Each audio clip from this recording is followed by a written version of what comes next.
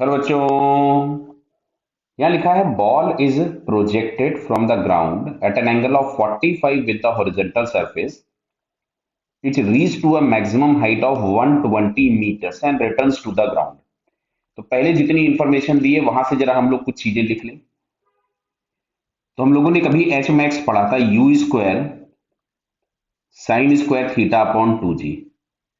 तो यहाँ पे बोला गया है 120 मीटर हाइट अटेन करता है यू स्क्वायर बाई 2g, हमारे पास 20 हो गया। और थीटा 45 था तो 1/√2 का स्क्वायर करेंगे तो 2 हो जाएगा।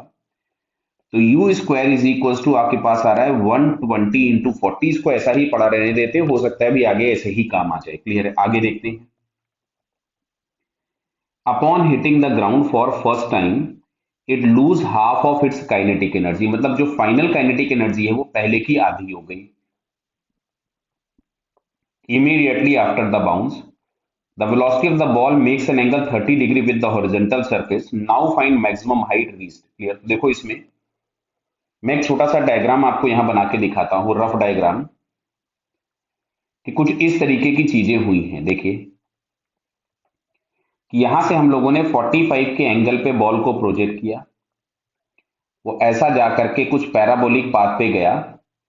अब जब दूसरी बार यहां से लड़ करके उछलता है तो बोला गया काइनेटिक एनर्जी आधी हो गई। मतलब यहां कुछ भी वेलोसिटी v हो गई, यहां पे हम लोगों ने u ले रखी है। ये एंगल 45 दिया गया था और ये वाला एंगल हमारे पास 30 है। दिया है कि just after collision angle becomes 30 degree. Clear? तो सबसे पहले अगर मैं v निकालूं तो क्या मैं लिख सकता था कि final kinetic energy half m v square है, जो कि इनिशियल की हाफ हो गई। बोला ना बेटा, इनिशियल की आधी हो जाती है। तो इससे ये कैंसिल हो गया, m से m कैंसिल हो गया। तो यहां से v square is equal to आपके पास आ रहा है 1/2 टाइम्स यू स्क्वायर। तो v square is equal to क्या हम लोग इसको लिख लें 120 इंटू 40/2। तो यहां से जो v का स्क्वायर आ जाएगा वो आ गया 120 इंटू 20। इसको ऐसा ही पढ़ा रहने दीजिए। क्यों? अब तुमसे बोला है सेकेंड टाइम मैक्सिमम हाइट क्या होगी, तो इसको कुछ हम h1 लिख लें। तो क्या h1 इज इक्वल टू समझ में आ रहा है? हम लोगों को लिखना चाहिए v square sine square 30 upon 2g। बोल बेटा।